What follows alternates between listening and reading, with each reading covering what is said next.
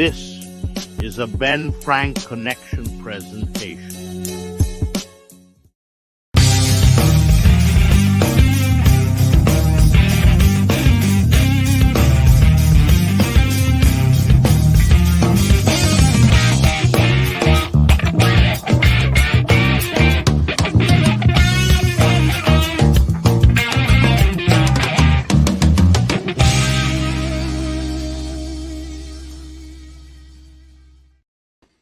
All right. What's going on? Hey, happy what's St. going Patrick's on? Day. Happy St. Patrick's Day. Happy Yes. belated 316 Day. I hope you took the opportunity to enjoy this double holiday weekend. Yes. It's Two a times lot of the fun. holiday. So Yes. yeah, absolutely. Well, welcome to another episode of the Opinion City Podcast. I'm your host, King Ralph, alongside my co-host, the aptly named Parma Greenbeard. Yes. Who is apparently very Irish today. Oh, yes. Very Irish. Taking Very full Irish. advantage of the holidays. Yeah. Every year. Yeah. Every year. So yeah, Gotta well, go hey, with you it. got it. You got to have a good time. Yep. So we've got a huge show today. We are super excited. Super excited. This is a big one. Word for it. So Sean, tell us what we got going on today. We have a very rare appearance from not one but two members of the Batiri, that being Obariyon and Kodama. They, from what I hear, very rarely do this together.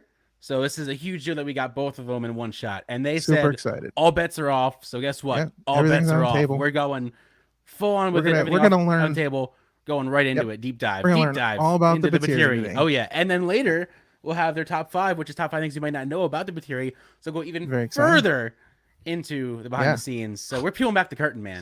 So exciting. Peeling All it right. back. Well, yeah, we are. So before we get into that, if you want to support the podcast, there are a couple easy and free ways that you can do that. So number one, please hit that like button. Let us know that you enjoy what we're doing here. It's a big help for the channel. Hit that subscribe button. Smash that subscribe smash button. it. Obliterate it. Up on the top rope, elbow drop, give it Punch the whole your 9 screen. yards. No, don't do that. Don't do that. Yep. No, but hit that subscribe button so you never miss anything we're doing. And thirdly, hit that share button. Tell your friends about us. Tell your family. Go out and find the first people you can find that have face paint on and tell them. Just tell everybody what we've got going on here. If you want to take that a step further, of course, we have some merch you can buy. Get the merchandise, man. We've got lots of great merch going on. Just some World Club merch, Yeah, we got all the Mania merch is up and ready for Mania coming up in 3 weeks. So all the links are down in the description below. So please buy some merchandise. And of course, follow us at Opinion City Pod to find out everything that we're doing, everything we've got going on. Follow us at Ben Frank Connect to find out everything we've got going on. Yep. Everything is going on with the network. We've got Opinion City. We've got Wrestling with Life. We've got the ABJ podcast. We've got Tornado Tag. We got a lot of great 5 questions with ABJ. Yeah. Got a lot of stuff going on. So follow us there to find out about all of that. And finally, please follow and support our guests. You will see links for them running at the bottom of the screen during the episode. And we love having our guests on, and we love that you show us love and support, but it's also important to show them love and support as well, and support everything they've got going on. Speaking all right, of guests, let's bring in our espresso at 3:30 p.m. drinkers. It's Obariyon and Kodama, the Batiri. Hey. We are here, gentlemen. Oh, there it is. Only espresso. You're classy. Look at those classy cups. So classy. No, that's what you gotta. That's what you gotta drink that stuff in, those fancy little cups. Those fancy I'll little send you cups. the link to the That's Amazon, all about. store where I bought this from. Nice. Nice. Love it. So let's just get right down to it. Let's just go right from the beginning. Tell the audience, who are the Batiri? Let me get my Wikipedia open real quick. Hold on. Go ahead. Obariyon will start with that one. All right. I mean, that's a really good question. I mean, we are the demonic duo known as Obariyon and Kodama. I feel like when we started with the gimmick, it was obvious. It was a gimmick that was given to us, and we just rolled with it. And I feel like when we were in Chikara, the characters were what we were in that world, and I feel like we've just taken those characters and we enter them in whatever worlds that we're in now. I think it's pretty interesting, like to see like how especially at Shakar, everything was told to us. Like we had very Right. little input on where things were going to go. Mhm. So, we were plugged into these stories, and it was kind of a challenge, like stepping outside of that and doing other shows. Like, what are we outside of these walls where like everybody knows everything about everything that we've done in this storyline that follows this product? But when we go to this show, like, how do we fit into this world? And I guess that's what we do, is we go from one place to the other and try to find where we fit. Mm-hmm. Very nice. So you talked a little bit about, you got your gimmick and all of that, really kind of given to you. Talk a little bit about how, each of you kind of individually, got started with wrestling. Yeah. So I started in Brooklyn under the umbrella of the world famous Johnny Rods. He's a WWE Hall of Famer, Johnny Rods, unpredictable Johnny Rods. Sure. I started in 2009. Wow. So September 2009. It was actually September 9th, 2009. And I remember that very clearly because on September 9th, 1999, I picked up a Sega Dreamcast. Oh, wow. With my money that I was making when I was working at Petland Discounts. So Nice. this just kind of pulls back the curtain on my age a little bit. But I started there. It was a weird thing because it was kind of by accident. I didn't know what schools were around in New York. I was working for just a retail store at the time. I ended up leaving abruptly, and that same night when I got home, I just started out of the blue Googling wrestling schools. I didn't really know what was around me. I didn't know how to get into it. I didn't know it was a thing, Right. And so the next day I found Johnny Rod's school in Brooklyn. I went there the next day. I spoke with him for 6 or 7 hours. And if you don't believe that, ask anybody who's ever walked into Gleason's gym to meet Johnny Rod.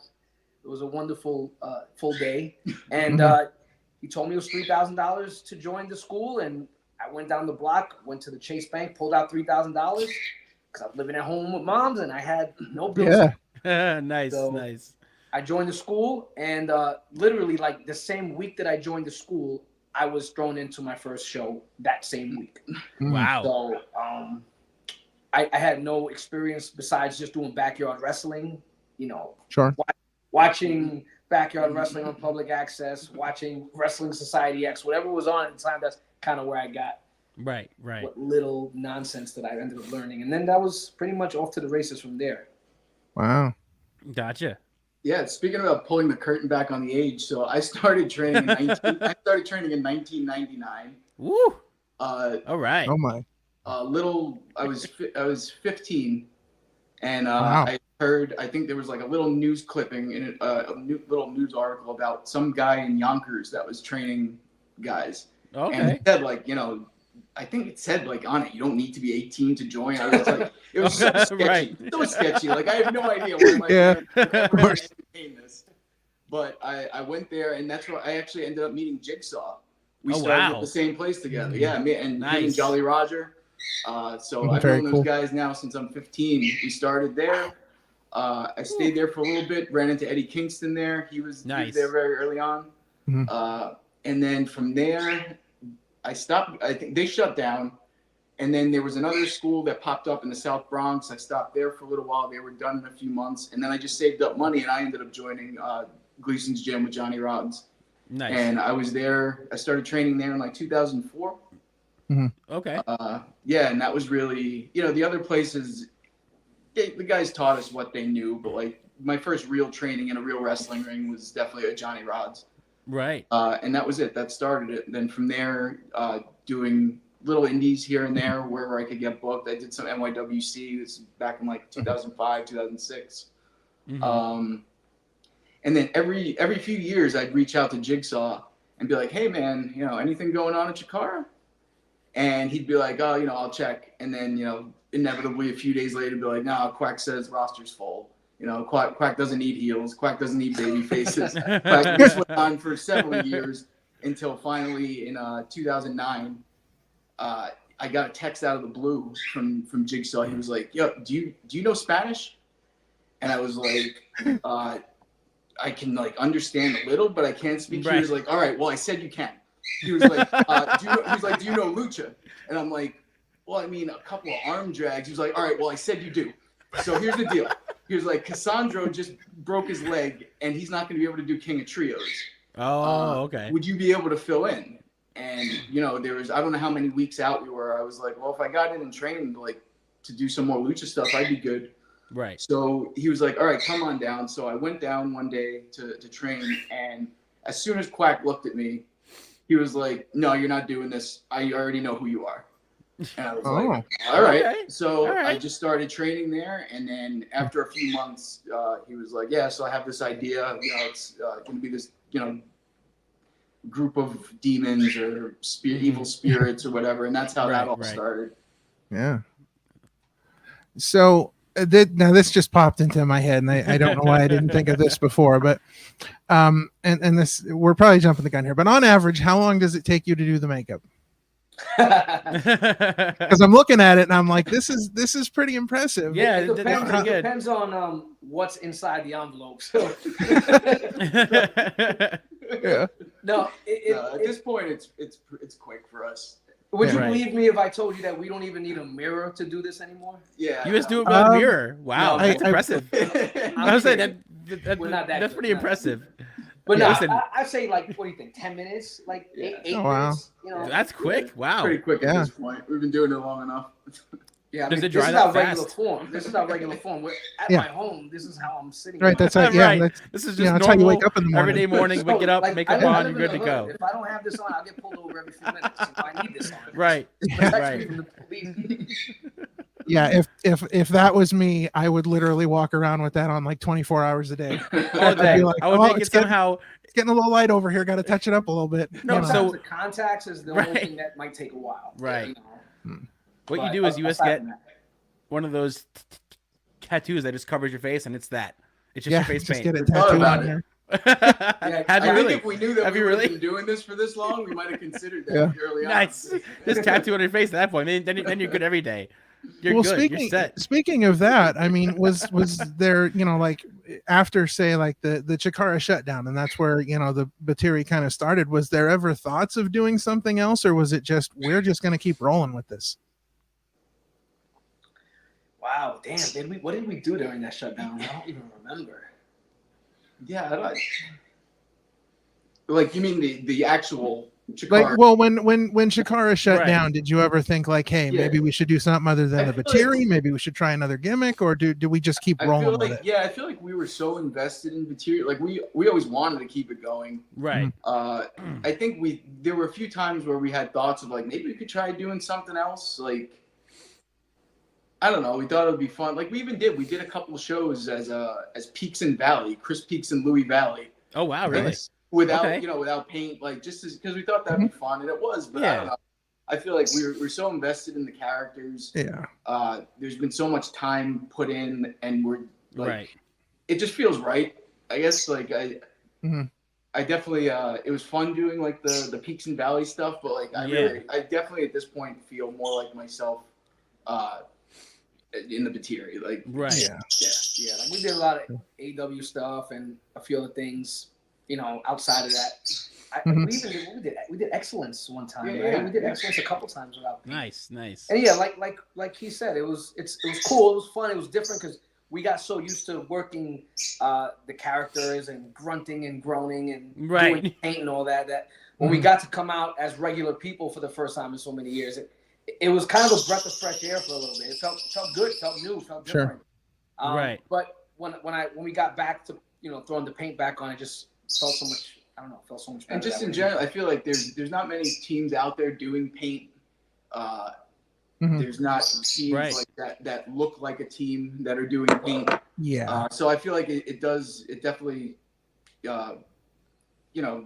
sets It us stands apart. out. Yeah. Yeah, Yeah. absolutely. It definitely Yeah. makes a difference.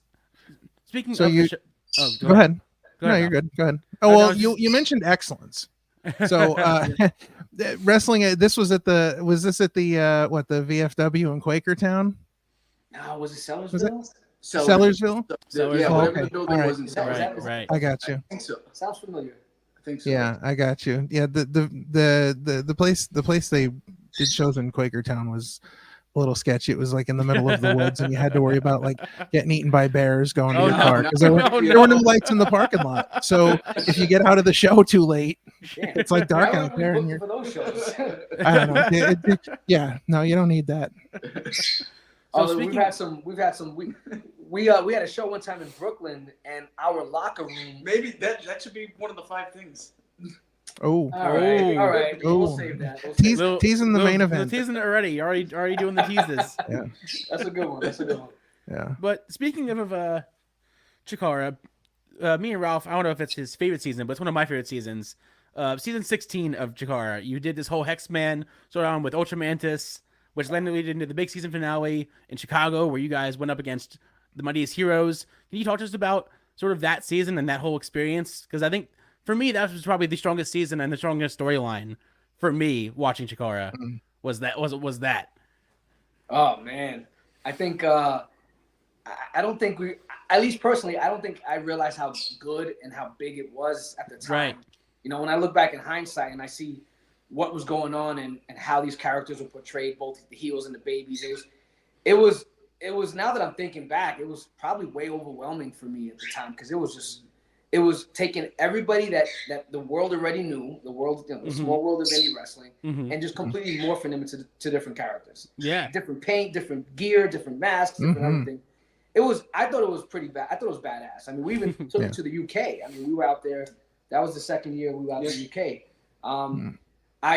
For us, it was the first time we changed our paint. You know, we got to wear some red and black paint. We did the Deadpool thing. Remember? Yeah. I think I don't know that enough people got to appreciate that storyline. Right. You know, because I don't really hear many people talking about it these days. But at the time, like I said, looking back at it, it was probably way bigger than us at the time that we could really even appreciate it. I appreciate it now looking back when I'm looking at old pictures or old posters or videos of it or clips on YouTube. It's just, it blows me away and how like detail oriented Quack was with certain things and the little minute details that you would never even notice, you know? Yeah, like the Nazmal Dune run is absolutely one of my favorites, and it sucks because I feel like that was it. Like for me personally, like Chikara went on a little bit longer, but for me, like right after that Cybernetico, that was kind of like Chicago. Yeah, right after that was pretty much where I started getting to the point where I'm like, because I think that we all expected, because it was going so well, like, all right, what's going to be next? It's going to be crazy, and then. It didn't like, it just kind of went off a cliff, and I remember being and so like that was kind of like the peak almost. I feel like us when we did the deal with Oleg, the big storyline that culminated in trios. What was that? 2015? I believe it was 2015 or 2016. Yeah, it was. I think it was the year, because we were in green for that. I know we were in green. We weren't doing Nazmal Dune at that point. Right. But I remember like those two things, like they were pretty close, and I felt like that was the peak. And then, it was great. Like, I feel like we were on fire. We were having great matches. Everybody was invested in their own characters. Like, it was a really fun time. I think a part of me blocked out like a portion of that, because that was my last year in Chikara. You know, I didn't want to leave Chikara. It was a thing where I went to one of the tapings for the hidden season thing that was going on, and I found out I was getting killed off. I didn't have any intention of leaving, didn't want to leave. So just knowing when I at that Cybernetico in Chicago, which was whatever, was that November or December of that year? Yeah, December. Knowing like I had a feeling that day that it was going to be pretty much my last Chikara show, which for the most part it was. You know, so I was really hurt and disturbed and disgusted on how that all went down, that a lot of that season ended up being kind of a blur for me. But like I said, looking back at it now, I'm glad it all happened the way it did. I wouldn't change anything for the world. But I just hope that there's an opportunity for people to look back and watch some of those shows, because they were freaking pretty phenomenal. Yeah, they were fantastic for sure. If you look at that entire year as a whole, just looking at season 16, the build up, you know, with the storyline and everything that was happening, the build up to that season finale. I mean, that season finale was so hot.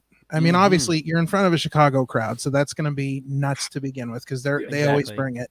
Yep. But it was so hot moving into that, that cybernetico at the end, and it was just this crescendo building up, and then season 17 and the secret season was like a kind of cool idea in concept, but Right. for me it kind of fell flat because it was like you took all that momentum you had running Yeah. into that season finale, and then you lost it all between 16 and 18 with that secret season. I think it kind of stole the thunder of season Right. 16 and that finale a little bit. I think a lot of thunder when Chikara ended up moving into its own venue in Philly, the Wrestle Factory, and all the shows started running out of there. A lot of momentum for us, at least, kind of felt like it was lost throughout the process. We couldn't travel anymore. We weren't doing shows outside of that little bubble anymore. We weren't traveling to Chicago anymore. We weren't going down to the Carolinas. We weren't going up to Canada anymore. Yeah. And that was a big thing for us at the time. All of us, for that matter. I speak for everybody when I say it. That was a big deal for us getting in the car, sitting in the car together, traveling, through the cities, through the states. It kept our audience on their toes because they didn't know when, they found out though Chikara's coming to town and on this month, on that month. I got everybody hyped. It got everybody excited. And when it was just pretty much just funneled down to that one venue all the time for everything. Yeah, it changed the way that the place felt a lot. Yeah, the feels backstage wasn't the same anymore. I mean, the reactions from the fans wasn't really the same anymore. I think. Yeah, I think it was hard for the fans because you had your Philly faithful that were there all the time, but Chikara had become so much more than that. When you look at like the independent landscape at that time, Chikara was a major player now. Yeah. Like people all over the United States knew what Chikara was. So it was such this iconic thing. And I think when you took that away from those certain fan bases that had been built up there, it was really hard for people. Yeah, it was when you look back like 2014, 2013, 14, 15, like the way we were traveling was nuts some months. It was crazy. Like I remember there was one, it was like Chicago, Florida, some other like Canada, like all within like a week and a half. We were all over the place, and it went from being everywhere to just Philly, and then like once a year we would make the trip out to Chicago, which every time we went out would draw less and less and less at the very end because they were just going there once a year, and it was just I guess we'll go do Chicago because that's usually good. Yeah. Whereas other years it was twice a year, and every time it was hot. And it was very, very different. Just to be in the venue when Gavin Loudspeaker would announce to the audience, "We're coming back to Chicago in December, whatever." The roof would come off the place, and we're talking about 8 months in advance, 9 months in advance sometimes. That the live audience would hear when we're coming back, and that excitement made us excited. And it was just. Like that was the case every town we went, and then I feel like it was a letdown to the boys in some extent, but the fans were so invested for all these years. In a lot of cases, Chikara was their escape, their only escape, and sometimes if you're there live in person, it's a much different experience, obviously, than watching it on the screen. So absolutely taking that away from so many people around the country, and I'm sure they were heartbroken because we were heartbroken too. Yeah. Was there like a specific reason why they moved from going on tour to just the factory? If there was, we were never really told. I mean, I'm sure part of it was just to, financial. And I understood parts of it. Like I appreciate studio wrestling, and I like the idea of having a home where you can do tapings and not have to worry about renting buildings. Like I thought it was a cool idea, but I just thought it was a bad idea to get rid of going to the places that we were known, like going to the ECW arena, like all that stopped. Everything, the Easton was one of my favorite buildings ever to this day. Easton's great, Oh, that's a great building, absolutely. One of my favorite venues ever. Had some of my favorite moments ever in that building. And we just stopped. And I feel like that really hurt us because we were just getting the same audience pretty much every time. And it felt very different. Right. So kind of sticking with the season 16 motif here, this is something that I talk about a lot on the show because I'm pretty much obsessed with it. But what do you guys know? Because we've had this conversation with a couple people now. And so what do you know about the Eye of Tyr and its current whereabouts, because I think it's still out there. If we go back to that season finale and we watch that on DVD and we see the post-credit scene, we see Thunder Frog with it, and he's got it there and he's ready to smash it with the hammer. And just as he's about to smash it, the screen cuts to black. So I mean, we've talked to Sydney. And Sydney Bacabella is telling us that it's still out there, and I believe it's still out there. But what is your take on all of this? If I had to guess, I'd say it's probably still out there. If I had to guess, I would say it's probably best for everyone to start following Daikaiju Pro Wrestling. Oh, okay. Wow. Okay. That is all right. That's an accidental exclusive here. It's pure magic, and maybe something pops up there. Maybe who knows, right? Yeah, I love it. I honestly, I think the Eye of Tyr is one of the most inventive and creative things that has ever come out of professional wrestling. I think it was probably one of my favorites. Yeah, I agree. Brilliant storytelling. It fueled that season 16 and just everything that happened with it. I don't know. I'm obsessed with it, which is kind of sad but kind of cool at the same time. I think there was a tremendous opportunity to sell tons of replica Eye of Tyrs. Oh, I would have bought one. Yes. Sign me up. Yes, absolutely. Absolutely. You could do that, right? And they had that cool box that it came in that was like black with all the little skulls on it, and the whole thing was just it's spelled merch right there. Like it's absolutely.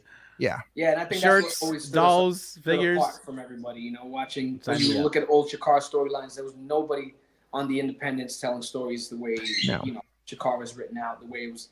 I mean, Quack had a reputation for so many different things, but people need to understand that was a brilliant man. It was a brilliant man. And there were so many times where we wouldn't even realize, we'd be doing an angle for 5 months, and then all of a sudden we do something, I'd be like, oh shit, that's why we did that thing 4 months ago. Right. Cool. We wouldn't be let in on it. So we were kind of finding out as we went along. Oh man, that's why we did that. Yeah, when you guys found out stuff was happening was when we found out stuff was happening. It was at the same time. Exactly. We never knew months in advance where something was going. We had no idea. That's what kept the excitement. For us too, we were super excited. We didn't know what to expect when we went to the next town. We got to the venue and we looked at what was going on. We found out, I'm getting killed off. Why? Why? Yeah. But I digress. Well, but you had to pay. Why are you fucking killing me, man? You had to pay attention to everything though, because nothing they did was wasted. Still hurt and bothered. Still bothered by that. Jeez. So you guys have competed in not one but 3 King of Trios. So what has been your experience working King of Trios? And out of the 3, which one of them was your favorite and why? Oh man, I'm gonna say I have a tie just because our first King of Trios was at the ECW Arena.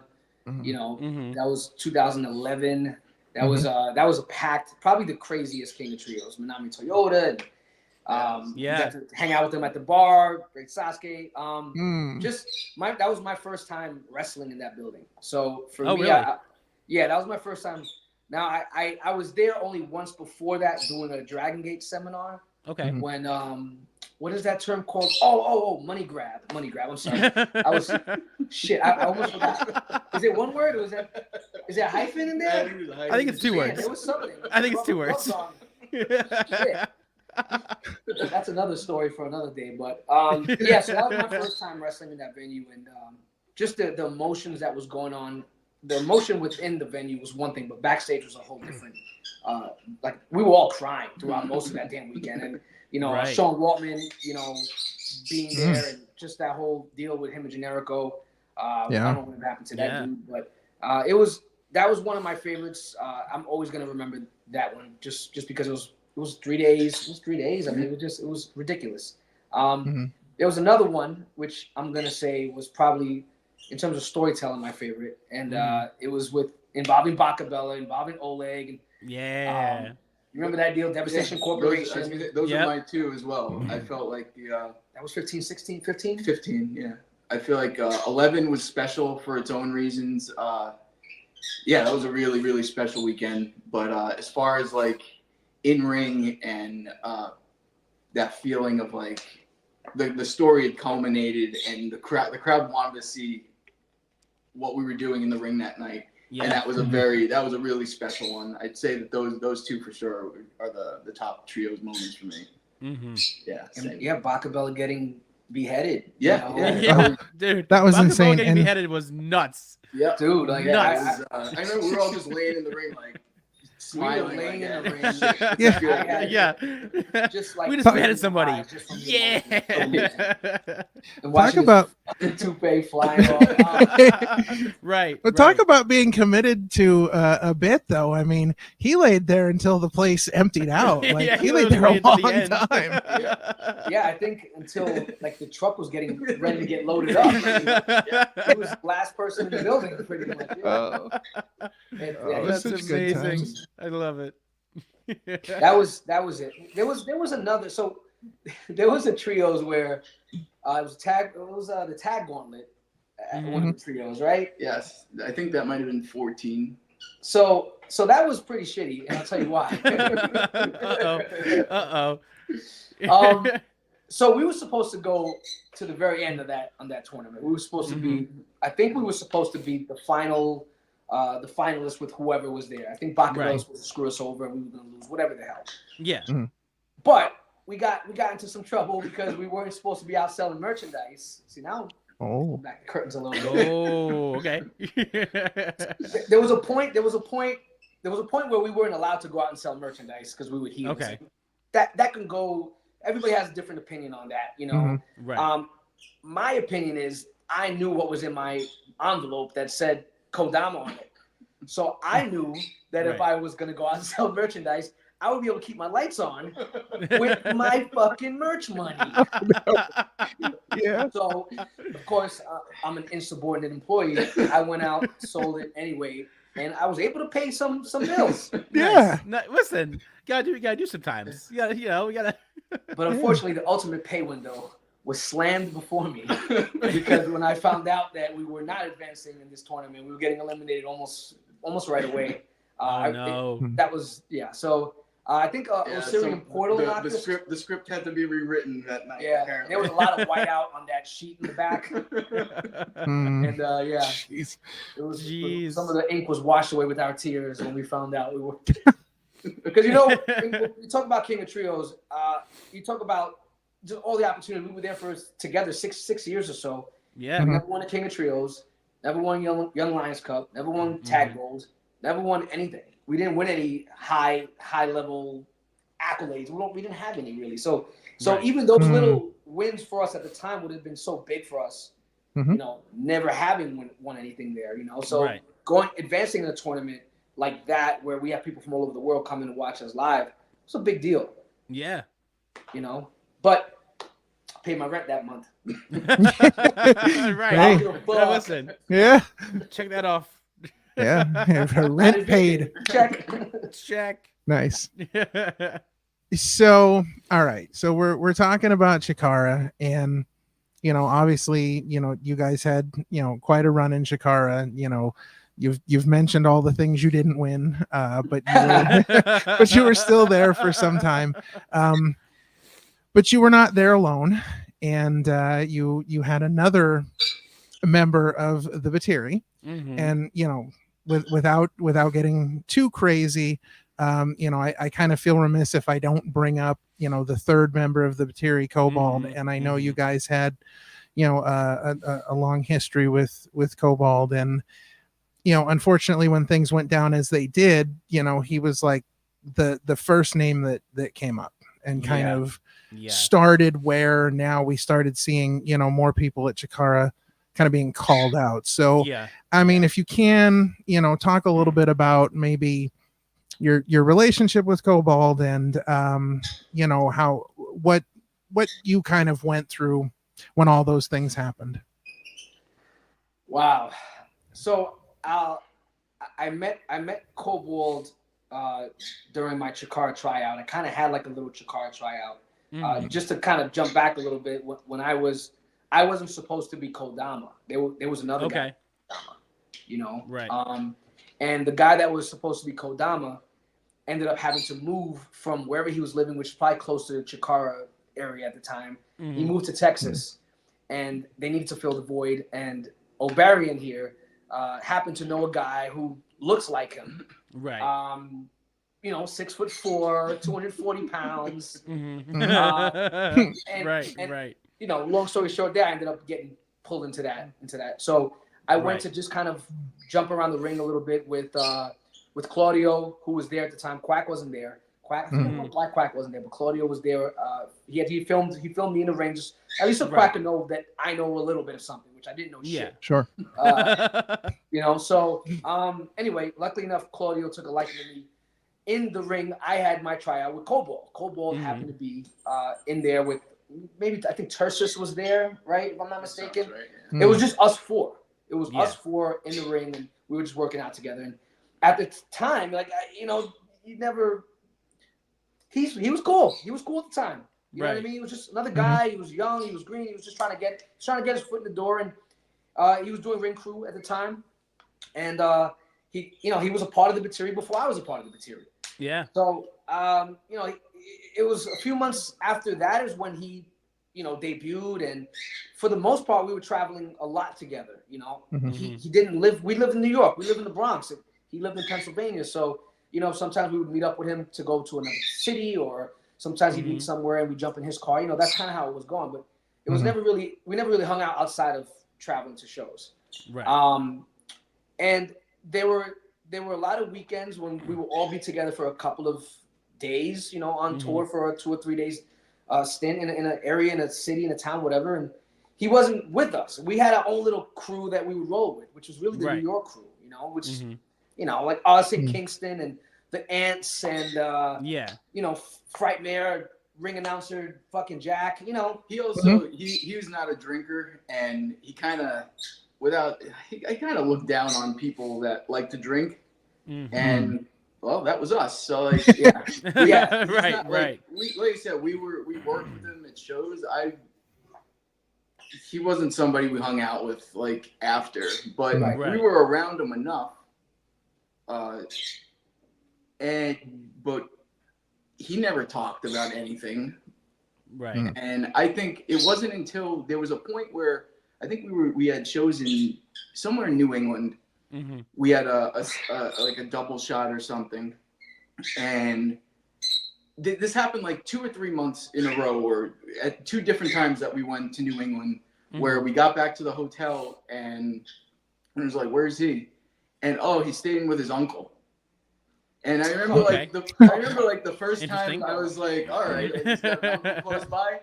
And then a few months later, we went back to wherever in New England, and again where's Cobalt? Oh, he's staying with his uncles again. And I remember being like, why is this dude staying with his uncle? When we're on a road trip, right? Yeah. And so obviously that was the beginning of just being like, all right, something weird's going on, right? But until people started talking about it, we were fucking blindsided. Right. Yeah, we were completely blindsided by that whole. I mean, we'll freaking pull back the curtain a little bit more. I was working at a gym at the time, and I got a phone call from. God damn! Do I even want to talk about this? This makes me maybe not. Nah. Yeah. Well, I got a phone call, basically letting him know, letting me know that shit was all going down. Yeah. And for a moment, I didn't believe it, because we were the party guys, you know what I mean? We were the ones that would go out and drink and stay out till 5, 6 in the morning. Sometimes later, go back to the hotel, shower, and go right back to the venue to wrestle the next day. Right. That's what we were doing. But it was just really us. It was just the boys. There was really nobody else involved. There was no. Right. We didn't hang out with anybody outside of the clique. Anybody outside of the van or the car ride. It was just us. 9 times out of 10, our night is. It was dumb. We all knew it was dumb to go out. I always think it's dumb to go out to bars in towns that you don't know. Right. I think everybody kind of subscribes to that. There's no point. So we just get together, take our shirts off, and drink beers in a hotel all night. Right. Right. Well, true. Yeah. Why not?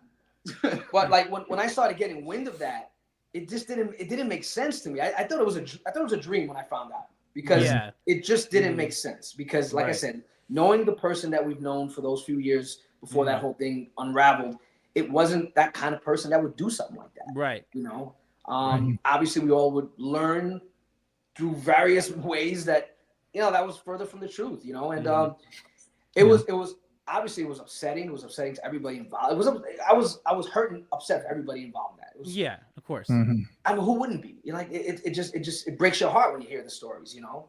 Yeah. And at the same time, like now we're in a situation because we're guilty by association, or at least you know, in our mind we're like, oh shit. Now I don't want anybody to think like we're scumbags or right. You know what I mean? So at the same time, we know who we are. We know the kind of people we are, and most of the people around us know. They know the demons when they watch it, but they also know Louis and Chris. Yeah, and nobody in the world has anything bad to say about us. And then we thrive off that reputation. You know what I mean? Because it's so important. So it was a lot of sleepless nights for me personally, because like I said, it was traumatic for everybody. And as things started, you know, unraveling for other people that were doing dumb shit, you know, all over the world, I started feeling better because I started seeing that the true animals are getting put on blast, and the people that deserve to be, you know, shut down from their bullshit, they finally got, you know, the attention they really wanted, you know, for lack of a better way of putting it. Yeah. Right.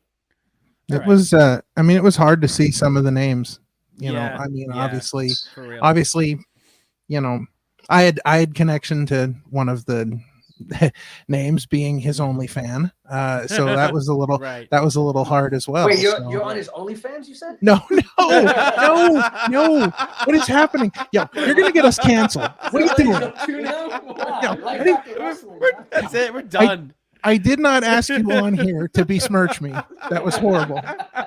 Wow. No, but it was rough seeing some of the names though, because you know you saw these people, you know, every couple weeks, and it was just it was hard to stomach that some of these things were actually happening, you know, in a place like that, of course. No, that's exactly the point. Like, we're all invested in those people to some extent, you know, and even if you never purchased a ticket to see them, or you never bought a t-shirt, if you've given somebody even just 30 seconds of your time that you can't get back, you know, then you're invested, in my opinion. And if somebody took that away from you, you know, in such a heinous way, it doesn't sit well with me. And it sucks for all of us. It sucks for the fans, for the boys, for everybody, but more importantly, the people that were involved, that were manipulated. I mean, those are the ones that you just can't give them enough sympathy, and you cannot.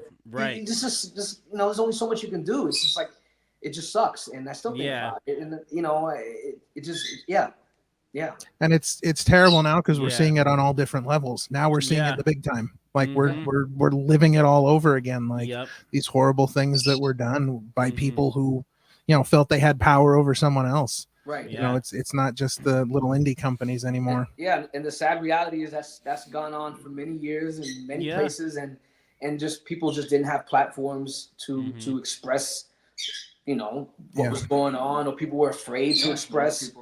That's probably the worst thing, is somebody being afraid. They're afraid of the consequences. Sure. All right, so stepping away from Chikara, you two have had a number of mainstream television appearances. Can you sort of talk to us about some of the places you wrestled at and your experiences while working there? Oh man, so I've done a few WWE matches, and like I said, when I got released from my Chikara duties, it was at that time one of the worst things that I ever happened to me at the time in wrestling, because it was just heartbreaking. But it gave me an opportunity to kind of like rethink things, and it gave me the opportunity just to kind of train differently and get my head on differently, and help me build some confidence to where that I could be confident without my paint on, or be confident by myself as an individual, you know? So I had a 205 live match against Mustafa Ali, which was my first time. Oh, nice. At that time, ever wrestling for WWE. And I've done extra work with them prior to that, only maybe 2 or 3 times. But that was my first time kind of just being being there behind the scenes as an employee or as whatever the hell you want to call me. There. Right. A member of the catering club, if you want to call it that. I like that. That's Yeah. good. That's You good. know, but for at the time, I wouldn't say that it was the most pleasant experience because I just felt there was a lot of eggshell walking and there's a lot of just, you know, you could feel that tension. And this is what 2016, 2017, even 2018 was probably the last time I was there. Same deal. It was just like very tense, very walking on eggshells, walking on thin ice. It was whatever you could think of. That's how it felt. But I always like to go because I always like to bump into, you know, old faces and I always pretty much stood out of everybody's way and I just kind of hung out in the background there. That was that for my WWE stuff. I don't even care enough about it enough to even talk about it anymore because but it was fun. I can't say a bad thing about it. It was besides the eggshell stuff, which would help. Right.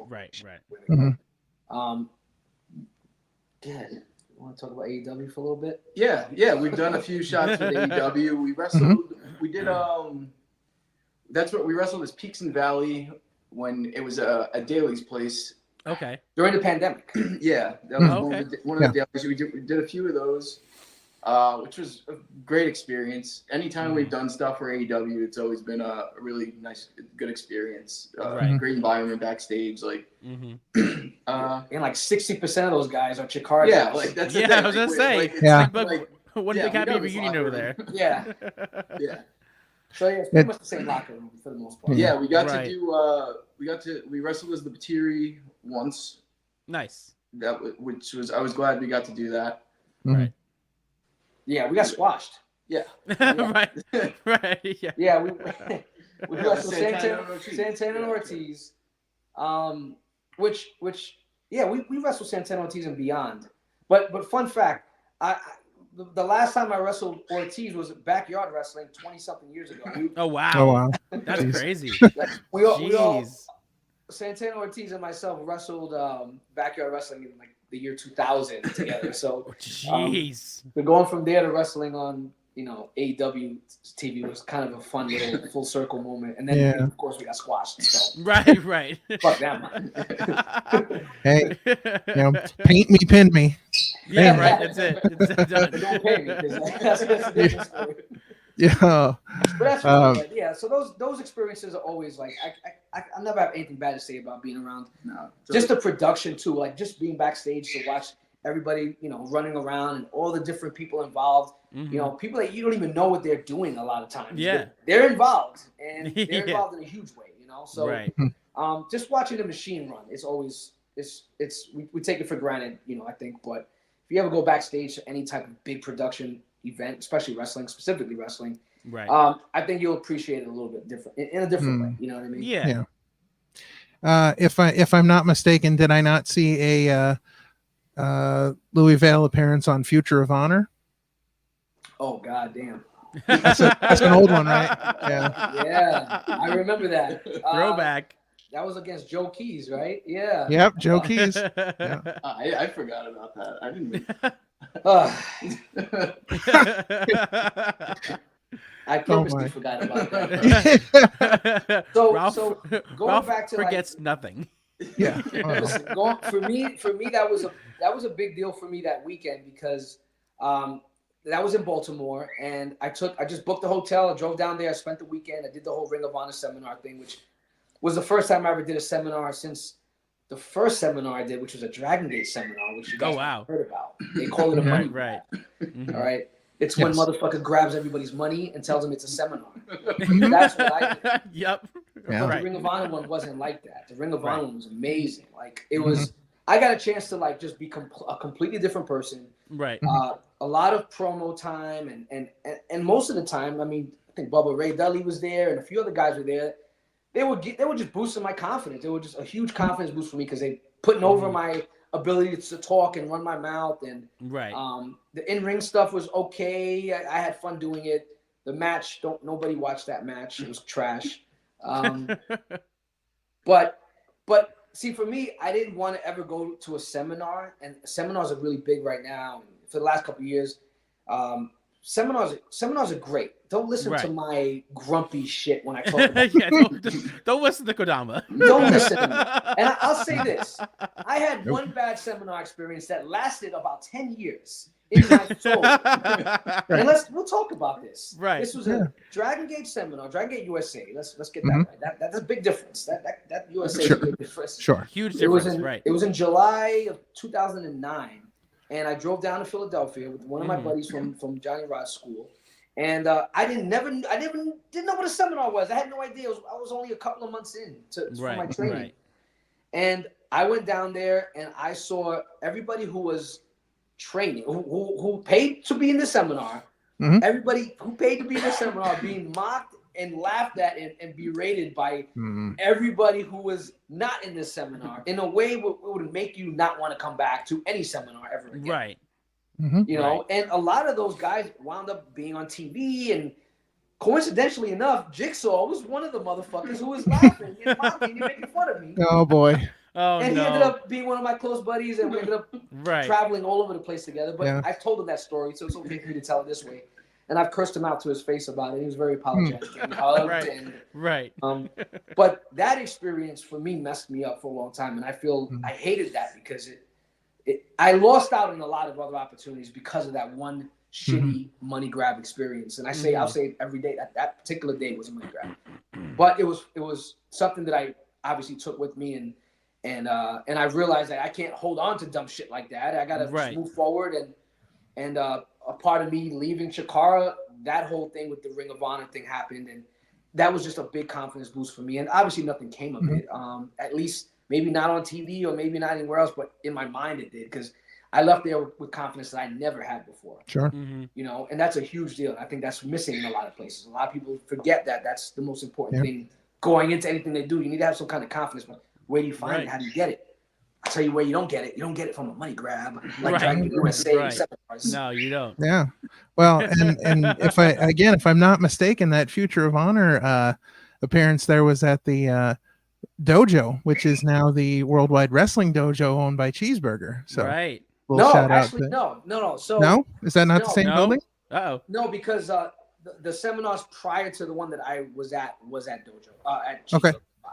And the one that I was at this other place for the first time. It was like their first time there. I don't know if it was their first time there as running seminars, because I think Ring of Honor was doing stuff in that venue. Right. But it wasn't Cheeseburger's spot. Oh wow. Okay.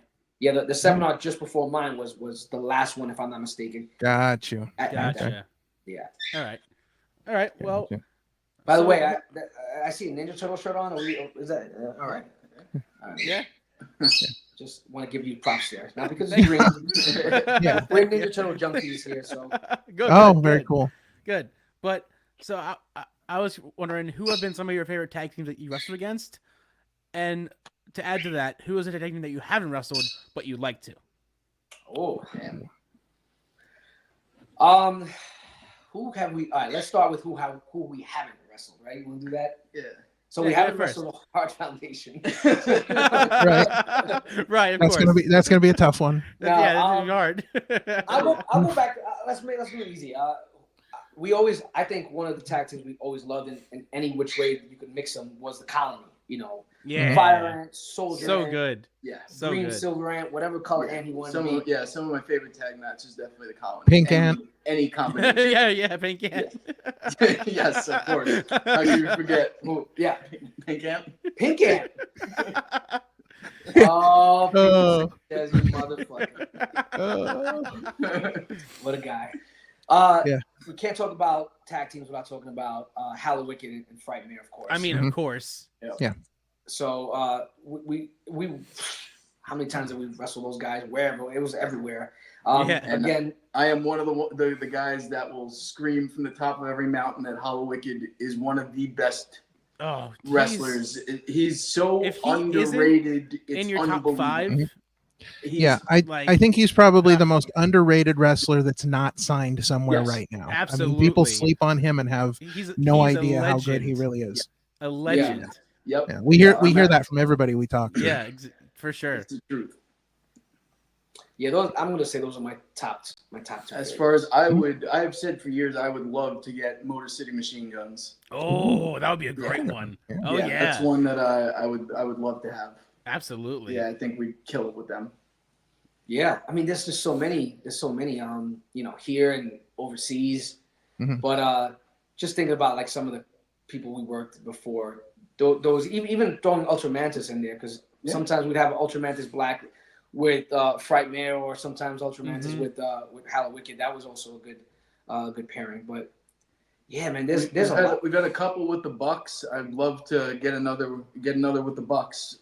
Yeah. We only had, I think we had the Bucks in the Jakar world, so it would be nice to get them outside the Jakar world where we have a little bit more freedom to do whatever, Sure. Let's see who else. The Nasty Boys. Nasty Boys.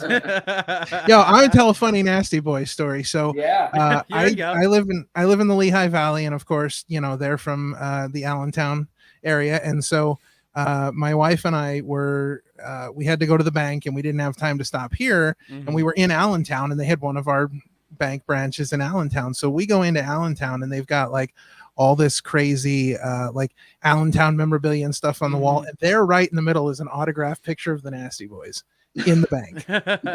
Like apparently like the branch manager was like a huge wrestling fan and got an autograph. What the hell? Yeah. Listen, I'll give you my address. If you send me an autographed picture of the Batiri, I promise you I will get it in the bank next to the Nasty Boys. I promise you. And just send me the email with your routing number and your account number. Right. Yeah. Right. Yeah, exactly. listen, might as well. Exactly. Right? Well, listen, I have business cards that have my social security number on it, so I'll just give you one of those next time. There you go. There you go. Yeah. So speaking of organizations outside of Chikara, where have been some places that you've wrestled that you really enjoy wrestling, and is there somewhere that you might consider now like your home promotion? A lot of people talk about that. I don't know if we have a whole home promotion. I thought for a little while Blitzkrieg Pro, who they're New England based, Connecticut based. We've been with those guys since they started, So whatever amount of years it's been, 7-8 years, and now those guys I would say are a home promotion. And even LVAC, those guys. Yeah, and LVAC is a little different for me because it hits me, whereas like Chikara used to hit me. Yeah, it has the excitement, it's the same vibe, everything, the locker room, same vibe. The closest feeling to Chikara that we can get. We talk about that all the time on here. We're very into the LVAC. And like there's always going to be a special place in my heart for Beyond Wrestling. We frequently do Wrestling Open on Thursdays with them, and but Beyond and AIW out in Cleveland, those guys were the first two promotions to book us outside Chikara when we debuted. Pretty much. Okay. Cool. They were the first. I don't remember which one was the very first. I think it was AIW. Might have been the very first. Yeah. And Beyond was book us as a team anyway. And then Beyond being the second, and Beyond we were told never to do Beyond at the time. We were like a lot of people behind the Chikara curtains would yell at us for doing. They didn't really want us to do much outside of Chikara. Right. The rebels that we were at the time, we did anyway. And so those two, I'm always gonna have love for those two, especially the people involved, Drew and John back there. And, of course, Biggins, who's no longer with us. They gave us a break when we were green as hell, no pun intended. And and to this day, we still have a relationship with them. We haven't done any AIW in Cleveland in a long time, but hoping to get back out there soon, and Beyond hoping to get back over at Beyond shortly. Got you. All right. Before we move on to the main event, we always have one last question that we ask our guests here. It's a doozy. It's a big one. Makes you think. So bigger than the cold ball question. Maybe a little tamer than the cold ball question. We'll safer. So, what does professional wrestling mean to the both of you, and how has it impacted your lives? All right, let me get a tissue box here now. Don't cry. No. I don't have the sad violin music queued up. Sorry. Yeah, you go first. Oh man, I mean that's a big question. That's loaded as fuck. That's a big question. That's a hard one to answer. in a setting like this. I don't know. I've been doing What do you mean it. in a setting like this? Yo, you guys are chilling in the crib sipping on espresso. How hard is it? How Like, hard can it be? Love in this damn building. you guys are like making indie wrestlers that are watching this right now go, man, I wish I was them. They're just chilling on a Sunday afternoon Yeah, with they're some just hanging out with espresso, coffee, like espresso, hanging out in gloves, face you paint. know. Got a fireplace in it going. Oh, the fireplace is going. See, Electronic. See, Man. look, And I easy. don't know, like I said, starting out in the late '90s, like it's just such a part of who I am. Like, yeah, there hasn't been since I was a kid. I started watching it, and then I got into it as early as I could. Mhm. And yeah, it's a part of me. Like,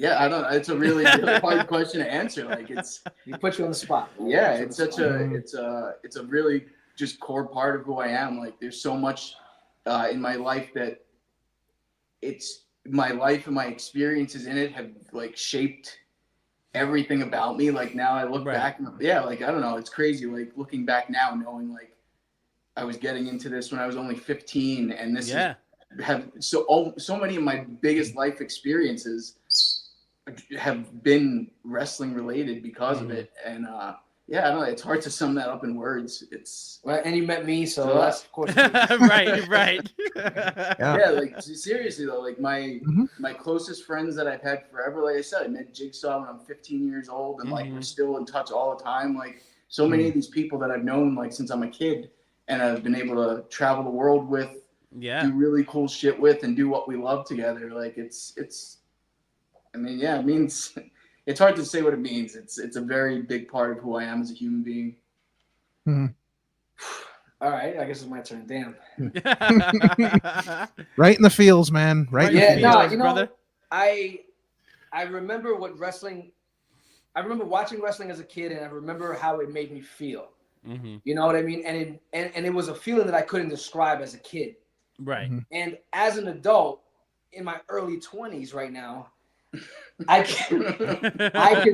could truly say that I still don't know how to describe that feeling, which is why I'm still 100% obsessed with it, because it blocks me out personally. It blocks me out from reality, from the fucked up world that we live in, from just nonsense. It blocks out that reality for me, and it puts me in a weird state where everything is numb except for when the music hits and I walk through the curtain. And that's the most alive I will ever feel. Like, I won't ever go skydiving, but if I did, I wouldn't feel as alive as when I'm out there in front of people, even if it's only one person. Because like I said, I remember what it felt like as a kid, not knowing what that feeling was. Yeah. I guess you could almost kind of compare it to like puberty and kind of catching your first. Never mind. But you know what I mean. You know, I'm trying to keep it as clean as possible, but Gotcha. It's an undescribable feeling that I always want. I want to chase until I can't chase it no more, but I just don't want to know what that feeling is. Right. You know, and remember feeling that as a young kid. I always want to see if there's any way that I can make other people have that same enjoyment, which I'm still been able to do at my old age of 23, however old I'm. Yeah. I mean, we're all in our young 20s. Like, I just turned 21 last week, so we're all good. We're young here kids, having a conversation. Yeah, I'm certainly not the oldest person in the room. Not at all. Well, I'm the oldest person in the room every time we do one of these, so I don't like to date myself, but we had someone on recently and we were talking and they're like, yeah, you know, when I was a kid, I remember watching, you know, SmackDown and John Cena, and I'm like, when I remember watching like, you know, Hulk Hogan and Brutus Beefcake, so we're in trouble. I remember being in a locker room. It was a Chikara locker room, and one of the guys, he wasn't even talking to me. He was just like off to the side, and he mentioned something about how he was born a few weeks after the Montreal screw job. Oh wow! And I remember I just looked man! up and I was like, "Get out! Get the fuck out! You're done. Go. There's the door." And that was like 6 years ago. So imagine now. Yeah. It's crazy. Oh wow! All right. Well, yeah. Thanks for all of that. Thanks for being so completely open and honest. And It's been a lot of fun talking to you. Before we get to our main event here, we're going to take a quick break. We've got a little video announcement, and we'll be back with our main event. Absolutely. Glad we're finally in the main event. We made it. Finally made it.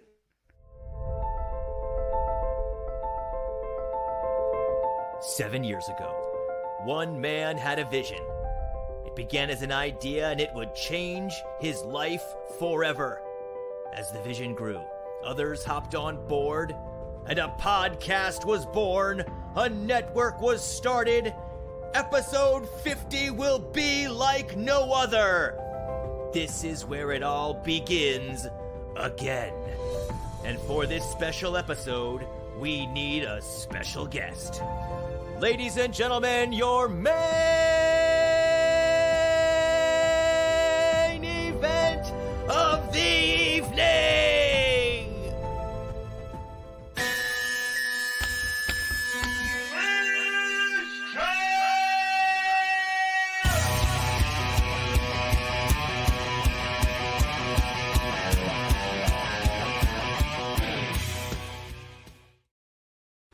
That's right, Yep. ladies and gentlemen. 1 week after WrestleMania, we hit Can't episode wait. 50, our big episode 50. We've got a great interview with the former U.S. champion, the former Money in the Bank winner, Yeah. former two-time TNA Mhm. world champion, Mr. Yep. Kennedy joins us, Mr. Anderson, as he is now known.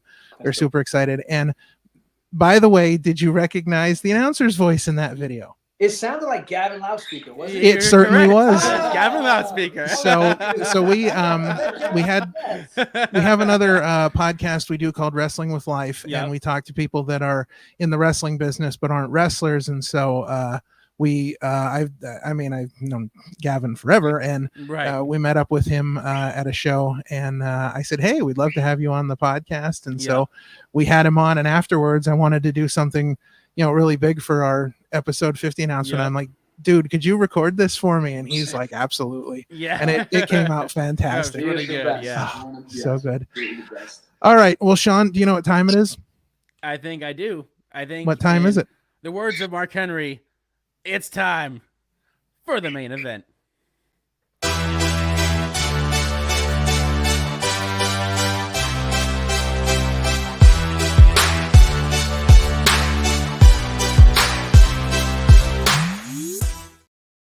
Now we're gonna really peel back the curtain. Now for Oh, their it's top time. 5, they decided to give us top 5 things you may not know about the Batiri. So we're peeling back the curtain. We're going top 5. Whoever wants to start it off, let's do it. Super excited. You won't be when you hear these. Oh, wait to blow the segment, man. Yeah, it's just over now. That's it. It's You guys, done. you guys were in the main event. Now this is why you were not in the main Wow. event. Oh, Sean, that's not nice. These are our guests, man. I know. I love you Don't guys. do that to the guests. Right. So we'll start with one that a lot of people have their stories of their weird backstage environments and some of the bad venues they might have performed in. But we have one that we won't say who we're working for, whatever the case. But it was in Brooklyn, and our changing room that particular day. A lot of people have the stories of their broom closets or their bathrooms or their locker rooms or whatever. Ours was the fire escape. Oh, of the wow. building. Oh, jeez. We had a fire We escape. literally changed on a fire escape in Brooklyn. Yep, we would Painted up. literally That's sit crazy. upstairs, painting Outside up of on the outside. window. Yep. And so that same day, some reason or another, we were getting paid via a check, a paper check. All right, it didn't say Vince McMahon on it, or it didn't say Eric Bischoff on it. It didn't say, well, I guess you can't say the first person's name anymore, but it was just a guy. There was a guy that was involved in writing the checks, and Right. so he wrote the check out, and we assumed that it was going to bounce. So the first thing we did was we made our way back to our locker room without plummeting 3 stories to the ground. And we Right. took pictures from the app, from the banking app, so that we could deposit the check right on the spot. Right. Because if not, by the time we got home that night, which, By the time we got to the car, it would have bounced. yeah, we could feel it out right away. We were like, this is not Right. a paper check situation. Let's make sure Yeah. it goes through. so thankfully nothing happened. Nothing kicked back after a few days. But if anything, that's I would say that's probably the weirdest place that we've ever had to change. And we've changed in cars and bathrooms and all these other places, but that's always my top personal archive. Yeah. I think a personal one that not a lot of people know is there is video footage of me and Oh, I'm sorry. Oh no! No. Almost derailed the whole show just now. Legitimately, how many times can we get canceled in one episode? How many tag team partners do Wow. I have now? Or as our one good friend Kai just wrote, made him edit a DQ in 10 seconds in. Oh, good. Oh, geez. God, wow. Jeez. Yeah, there's video footage of me in a ring with Dr. Death Steve Williams. Oh wow! I did a seminar with him in maybe 2004, 5, and it was on one of the In the Ring With series, which I have not seen since I was a part of it, but it is out there. I've heard people be like, "Oh, you're the dude in the Dr. Death seminar." I'm like, "Yes, I am." Yeah, that's me. Very cool. Yeah, that's me. Shit. Right. I guess that was number 5. So I guess we go to 4. Yep. So we're up to 3. No, 4. No, the fire escape was the first one. Oh, okay. Oh, okay. Yeah, come on. Yeah, man. come on, guys. We're on 3. No, they know where we're at. Questions in my life, bro. Look, I just run this thing. If it runs into the ground, it's not my fault. I'll get a little dark with a personal one. Okay. It is possible that I might have been in the World Trade Center during the World Trade Center thing. Oh wow. So, jeez. So in 2001 I found out in early September 2001 that I was no longer allowed in my high school anymore. Oh Jesus. So they told me, based on my age and the amount of credits that I had at the time, that I would never graduate with children. I would just be a grown-ass man graduating. So they told me box. So I ended up going across the street, which I went to high school in Chelsea in Manhattan. And I joined this wonderful GED school, and I managed to graduate in 3 weeks. It was pretty cool. Nice. But anyway, nice. I knew that I was already done with school, with the exception of the GED stuff, and that was just really minimal of my time. So I needed to get a job, and my godmother got me an interview with somebody who worked at a catering company, and the catering company, because my godmother was with them for so many years, there was no process to really hire me. They just wanted to meet me. And then boom, I was pretty much had the job. It was pretty much signed, sealed, and delivered. I went there and interviewed with them, and for the first time, I was like old enough to realize that I was being profiled, and I just felt I was really disrespected, and they were looking at me like if I was some horrible creature with long hair, and I just wasn't respected as an adult. I was treated like a piece of trash, and that's at least the way I took it. You know, I took it really personally. So I left the building. I told my mom, "Hey, Mom, I'm not gonna take the job. I don't like the way the guy treated me." And I started crying to my mom because I knew she was gonna give me shit for not taking the job. She's like, "You don't got school no more, motherfucker. You gotta go get a job." And I was crying. I don't want to take this job. They made me feel like a piece of shit, you know. And that job would have been in the 80-something floor of one of the towers in the cafeteria. Oh wow. That a lot of the stock guys would go to. You know, I forget what floor it was on. But this happened. The interview was like the first week of September. It was actually like the second or third day after Labor Day. Wow. So it was possible, but not 100% possible, that I might have been in there on that Tuesday morning working. But because I didn't take the job, because I felt a sense of pride in myself and a sense of worth, I didn't take the job. And who knows what would have happened, obviously. You know, but that's always a thing that kind of I think about, like, oh shit, that could have happened. Jeez. That's wild. Now let's talk about something good now. Let's go. Yeah. Okay. Oh, it got real quiet here, right? Yeah. All right, Obariyon. It's a tense situation. That situation. All right, Obariyon, you're up. Know your self-worth. Right. That's the point of the story. What people don't know about me. I don't know. I'm very creative. When I'm not wrestling, I love playing guitar. Nice. I paint, I draw, I sculpt. I like get my hands dirty. When I'm not wrestling, I'm a stagehand in New York City. So if you've gone to see anything at the Barclays Center, I probably had something to do with the lights you've seen. Right. Oh wow. Yeah. So very cool. Maybe some things people don't know about the demon. Yeah. Right.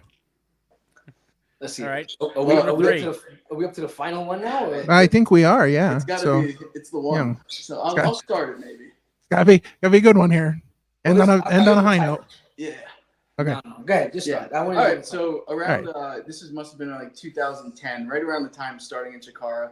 Mhm. I would always check out. That was like the time of the lawless supplements, basically, like where you would take a supplement and like either it was trash or it was like meth. Right. Yeah. Jesus. So we're talking about over the counter stuff. Yes. Yeah. Right. Yeah. Right. Yeah. Right. Your Of course. GNC, Yes, vitamin of course. shop. There's Right. GNC. So there was this fat burner that I found out about called Oxy Elite Pro. Mhm. And I remember I bought a bottle and I took 2 and I started driving to the gym, and like 5 minutes into the drive, like I'm seeing cars before they're there. Oh no. This stuff is wild. So like Oh no. sweating like an animal. A couple weeks on, like I'm dropping body fat. I'm like, yo, this stuff is crazy. But it had a weird side effect. Mhm. Probably several, but there was one in particular.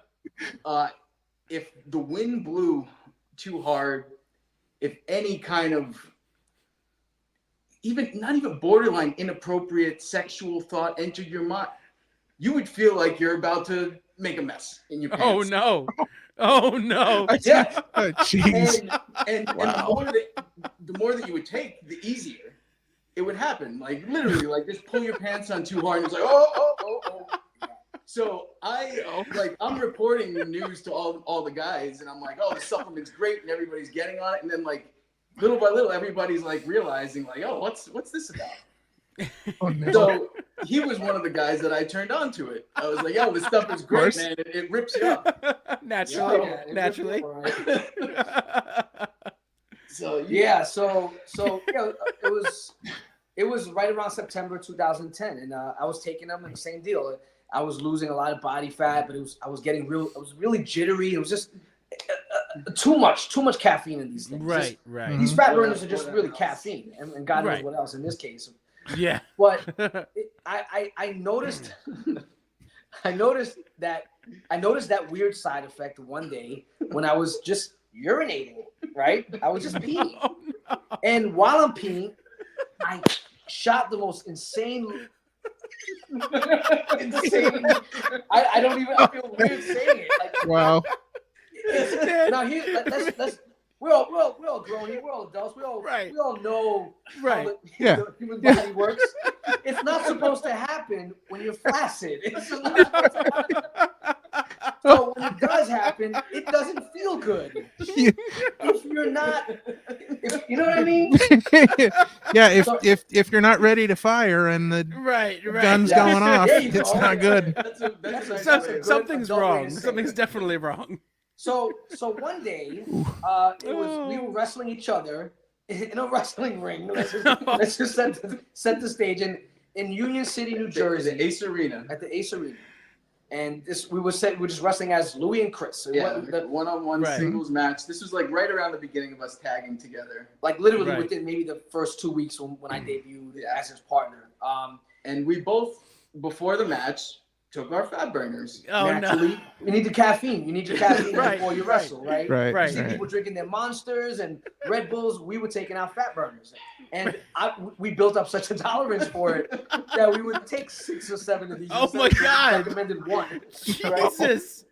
Oh, no. Oh, no. Yeah, decisions were made. So this is in front of a capacity crowd of like maybe 11 people in the crowd, right? And so we're wrestling. We're having a good match. We didn't call anything. We just kind of just shooting it, going whatever in the ring. The match is on. It's on YouTube. It's on YouTube. Oh, you'll see the moment I'm about to describe to you.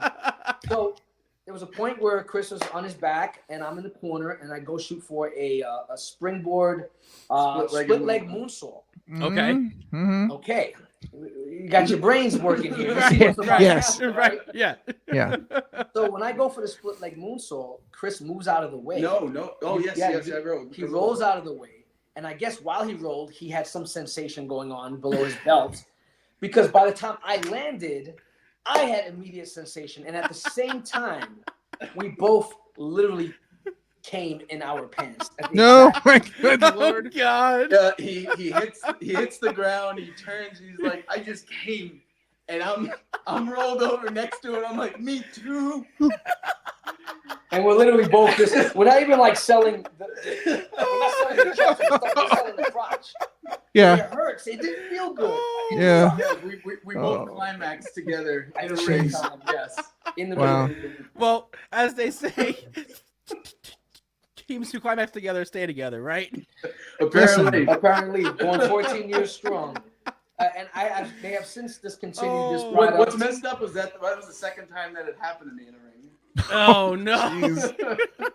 Wow, you either ruined wrestling for 11 fans or made 11 fans for life. Right. Well, I ruined my tights, man. I ruined my gear. Yes. Oh, that's the worst part. Man, if we Ruining were the getting gear. canceled before, we're definitely getting canceled now. Wow, man. Human This is great. anatomy. It's a scary thing to talk about, man. Yeah. Well, Oh my god. if you didn't realize it before, you are realizing it now that everything was on the table in this one, and this was this. Hey, Yeah, you wanna listen. know something no one knows. You wonder why This was- nobody wants to interview us? There's a reason why. Listen, this was a top 5 that built itself up, and man, did pretty it much. deliver. Yeah, it was. And the scary part is man. the amount of people that know this story. Brian Danielson knows this story. Oh, because wow. Eddie Kingston goes around telling everybody this fucking story. Well, of course he does. Of course. And Orange that makes Cassidy sense. tells Why everybody wouldn't he? the story. Yeah. Oh, That's amazing. So I'm glad I was able to, Yeah, we'll find it. We'll send you the link. There's video footage. I mean, there's footage of the wrestling match, and since you already know what's going to happen, yeah. there's no other footage. Right, Right. Just watch that part and go, oh, okay. Now it makes Because sense. there's a Dark Side of the Ring episode waiting to happen. I'm telling you. Oh, it certainly is. Man, we got to Absolutely. find the makers of Oxy Pro Elite. Get them, Right. interview them. They're Be like, probably listen, all we got in some. jail. Listen, guys, we have some stories. Yeah. Yeah, if I can get the jail interview. Wow. All right. Well, Oh, I don't man. I don't exactly know how anything's going to top that, but before we wrap things up here, let's hop into some upcoming events. Absolutely.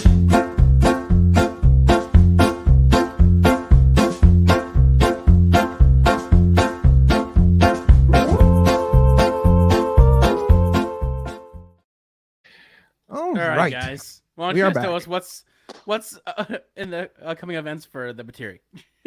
What do you guys got coming up? We got cancellations. Everybody's Right. Awesome. All right. All right. We've Winner. done our job.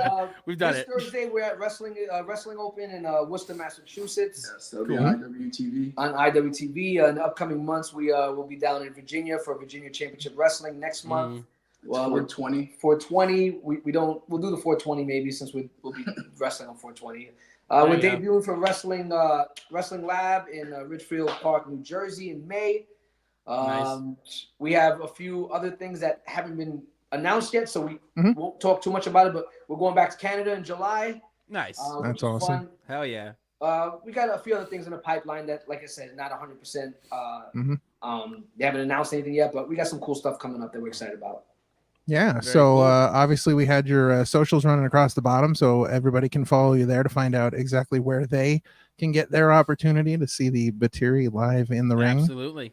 Sans Oxy Pro Elite. Yeah, right. Use the code Kodama and Obariyon for 5% off. Oh boy, we are in Oxy trouble. Pro. Oh jeez. no. All right. Well, Sean, we got some stuff coming up too, don't we? Yes, we do. Well, we let All them right. know what's we Yeah. got coming up. So next week, we've got a very exciting episode. We got Oh yeah. Sturdy Sal Mastretta. Mhm. Sturdy has young guy that's been making some waves on the East Coast here. Big We've moves. seen him with High Tension Wrestling, and so we're very excited to be able to get to talk to him next week. Mhm. While you're waiting for that episode, just released 2 days ago, was our second interview with ring announcer Jim Murray. Yep. Jim Murray is a friend of the show, and he is a current ring announcer in China. He Mhm. is from the U.S., but he came back and gave us another interview to let us know what's been going on over there since he's been back in China. And of course, you can check out last week's episode with Erwin von Scharf, the Oh, yeah. apparition of Appalachia. We had a Yeah. great interview with him last week. Again, he's been doing a lot of stuff on the East Coast here. in the future, we will have his brother, referee Steve Scharf, on an episode of Wrestling with Life. But you can check that out while you're waiting for next week's episode to premiere.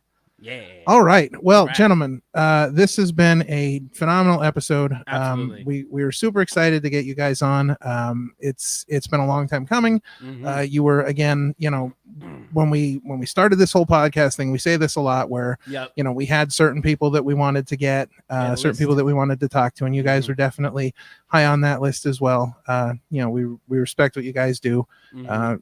You know, and enjoy watching you in the ring. So it's been great. You've been amazing guests. You have probably delved deeper into yourselves than any other guest we've had on the show, but we appreciate that. So, you know, we want to. Great. You guys are awesome. Thank you for having us, for sure. Yeah, absolutely. Thanks for giving us the time today. And you want to hang tight for a few minutes? We'll wrap this up, and we'll be right with you. Yeah. You're on Oxygen, right. bro. You Thanks, guys. Yeah. All right. On that note, Sean, it has been another fantastic episode. I tell you, it's I don't know. I feel like every episode we get closer and closer to getting canceled. This show never ceases to amaze me, because I feel like, you know, we get people on here we get and this close every time. Yeah, it's just, but you know, the goal of this show, and we've talked about this from the beginning, is to really sort of introduce people to the person behind the wrestler's logo. We don't want to just talk to them about wrestling. We want to talk to them about what they do in life, you know, who they are. And so I think, you know, we continue to get better and better with that. So we're super excited. We want to thank the Batiri for joining us today in a very rare interview with both of them. So we were super excited for that. And of course, we want to thank you for tuning in and checking us out. We're super excited to have you here, joining us on this journey. Again, like, share, subscribe, you know, support us any way you can, because we obviously can't do this without you, and we appreciate your support. And with that, we will see you guys next time. Signing off. This is Ultimo Ann here. You're listening to Opinion City Podcast. Thanks for tuning in. Happy trails to you till we meet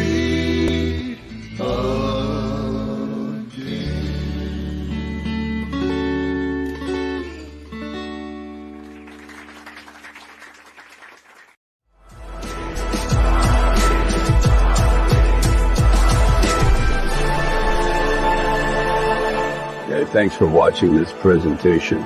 Like, share, and subscribe for more.